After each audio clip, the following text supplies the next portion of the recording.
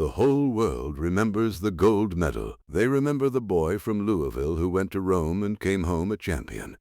They remember the smile, the speed, the name that wasn't yet a legend. But there was a window, and behind that window, on a hot afternoon in 1960, a different boy was watching. A white boy, 9 years old, with his nose pressed to the glass of a diner his father owned. He would live to be an old man, and he would spend the rest of his life trying to understand what he saw that day. His name was Thomas Harlan, but everyone called him Tommy. In the summer of 1960, Tommy Harlan knew 3 things for certain. He knew his father was the strongest man in Louisville. He knew the diner on the corner of 4th Street belonged to them. And he knew, because his father had told him again and again in a voice that left no room for questions, that some people were allowed to sit at the counter, and some people were not. Tommy never asked why. In that house, you didn't ask why. You just learned the rules, and you kept your mouth shut. His father, Walt Harlan, was a big man with forearms like fence posts and a temper that arrived without warning, like weather. He ran the diner the way he ran the house, with silence, with rules, and with a certainty that he was right about everything. And on the wall behind the register, next to the cash and the cigarettes, hung a small sign. Tommy couldn't read all the words yet, but he knew what it meant. It meant some people ate here, and some people ate somewhere else. That was just how the world was. Tommy had never thought to question it, not until the champion walked in. It was late afternoon. The lunch rush had died. The fans turned slow overhead, pushing the thick summer air around without cooling anything. Tommy was in the corner booth, drawing airplanes on a napkin, when the bell above the door rang. A young man walked in. He was tall, broad through the shoulders but light on his feet, the way a dancer is light.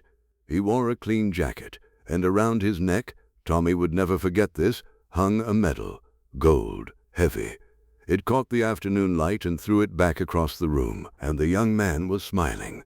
Not a nervous smile, a smile like he owned the sun. He walked to the counter and sat down on a stool, and he set his hands on the counter, patient and easy, like a man who belonged anywhere he chose to stand. Behind the register, Tommy's father went very still. Tommy had seen his father angry before. He knew the signs. The jaw first, then the hands, then the voice, low and flat, the calm before the storm broke. "We don't serve you here." The young man didn't move. His smile didn't fall. He lifted the medal off his chest just slightly and let it rest in his open palm, as if to say, "Look what I carried home for this country. I just won this," the young man said. His voice was soft, almost gentle. "In Rome, for America, for here. I know what you won," Walt Harlan said. "Don't matter, not in here." And Tommy, in the corner, felt something he didn't have a word for yet, because the young man wasn't angry. That was the strange thing, the thing Tommy couldn't stop thinking about then and for 60 years after. A grown man had just told this champion he wasn't good enough to eat at a counter, and the champion didn't shout, didn't slam his fist, didn't cry. He just looked at Walt Harlan for a long, quiet moment. And in that look, 9-year-old Tommy saw something that terrified him more than any of his father's rages ever had. He saw dignity. The young man stood up, slowly, without a trace of shame. He looked around the diner one last time, at the counter, at the sign on the wall, at the fans turning uselessly overhead, and then his eyes found Tommy, the boy in the corner booth, the boy with the napkin airplane, the boy watching everything with wide, confused eyes. For a moment, just a moment, the champion looked at the child, and he smiled. A different smile now, softer, sadder, a smile that seemed to say, "This isn't your fault yet, but someday you'll have to choose." Then he turned and walked out into the Louisville heat. The bell rang behind him. The door swung shut, and Walt Harlan let out a breath and muttered something under his breath that Tommy would spend the rest of his life trying to forget. But Tommy wasn't listening to his father anymore. Tommy was watching the window, watching the young man walk away down 4th Street, the gold medal swinging against his chest, his head held high in a country that had just told him he was worth less than a cup of coffee. That night, Tommy couldn't sleep. He kept seeing it. The medal, the smile, the way the young man had looked at him, Not with hatred, not with anger, but with something like hope, as if the champion had seen in that small white boy some possibility that hadn't hardened yet. Tommy didn't understand it. He was 9 years old. He only knew that something was wrong. Something in the arithmetic of his whole world didn't add up. A man had carried gold home for his country, and his country had turned him away at the door. Tommy lay in the dark, and for the first time in his short life, he asked the question his father had forbidden. Why? He didn't have an answer. Not yet, but the question had been planted. And questions, once planted, do not die. They grow in the dark, patient as roots, until one day they crack the foundation of everything you were taught to believe. The years passed, the way years do. Tommy grew up. He worked in the diner. He learned to keep the sign on the wall, to say the words his father said, to serve some people and turn others away. He told himself it was just business, just the way things were, just the rules. But the question never left him, and the young man from the window, Tommy learned his name soon enough. Everyone did. The boy who'd won gold in Rome had become something the whole world couldn't ignore. He'd changed his name. He'd become champion of the world.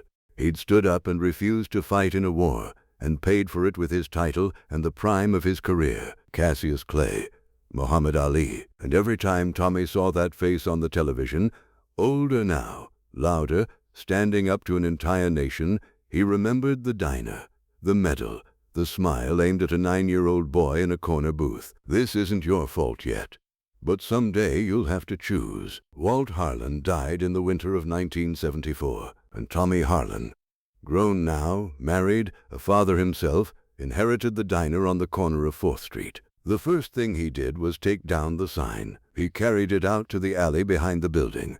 He stood there in the cold with the thing in his hands, this small piece of painted wood that had ruled his childhood, that had turned a champion away from a cup of coffee, and he broke it over his knee. He didn't feel triumphant. He didn't feel proud. He felt something closer to grief. Grief for all the years he'd kept it hanging, all the people he'd turned away, all the mornings he'd stood behind that register and said his father's words in his father's voice. But it was a beginning. Some men never get to choose. Tommy did. And late, far too late, he chose right. The diner changed after that. The counter that had once turned people away now served anyone who walked through the door. Tommy hung new things on the wall. A photograph of his kids, a picture of the Louisville skyline, and, in the corner, where the old sign used to hang, a small newspaper clipping yellowed with age. It was a photograph of a young man in Rome, 1960, holding a gold medal, smiling like he owned the sun. Customers would ask about it sometimes. Why that picture? Why there? And Tommy, old now, gray, his hands not quite as steady as they used to be, would pour them a cup of coffee and tell them the story. About the summer he was 9 years old. About the champion who walked in. About the sign on the wall and the father behind the register. About the smile aimed at a boy in a corner booth. He looked at me, Tommy would say, like I still had a chance to be better than what I was being taught to be. And then he'd go quiet, and the coffee would steam, and the fans would turn slow overhead, the way they always had. In 1996, an old man sat alone in a diner in Louisville and watched a television bolted to the wall. The Olympic Games, Atlanta, the lighting of the flame, and there, trembling, silenced, his body stolen piece by piece by a disease that could not be reasoned with, stood the champion, Muhammad Ali, holding the torch in a shaking hand, lighting the fire in front of a watching world. Tommy Harlan set down his coffee. He was 65 years old now. His father had been dead for 22 years. The sign had been broken for just as long, and Tommy watched the trembling man on the screen, the same man who'd walked into his father's diner all those years ago, young and gold and unbreakable. And Tommy wept, not from sadness. Not exactly. He wept because he finally understood what he'd seen through that window when he was 9 years old. He'd seen a man refuse to hate the people who hated him. He'd seen a man carry his dignity out of a room where it wasn't welcome, and never once set it down. He'd seen the beginning of everything Ali would become. And Ali had turned, on his way out the door, and planted a question in the heart of one small white boy that had taken a lifetime to answer. Muhammad Ali never knew Tommy Harlan's name, He walked out of 1,000 diners like that one. He was turned away from 1,000 counters. Louisville, 1960, was just one afternoon in a lifetime of afternoons where America told him he wasn't welcome. He probably forgot the diner an hour after he left it. But Tommy never forgot, because that's the thing about the way we treat each other. We never know which moment lands. We never know which stranger is watching through which window. We never know when a single act of quiet dignity, refusing to shout, refusing to hate, refusing to become the thing that's hurting you, will fall into a child's heart like a seed and grow there for 60 years. Ali didn't change the world only in the ring. He changed it in the doorways, in the diners, in the small, humiliating moments that history never records, where a young man chose, again and again, to keep his head up in a country determined to break it down. And somewhere in Louisville, a boy at a window was watching. They remember the gold medal. They remember Rome, and the smile, and the champion who came home. But they don't remember the diner.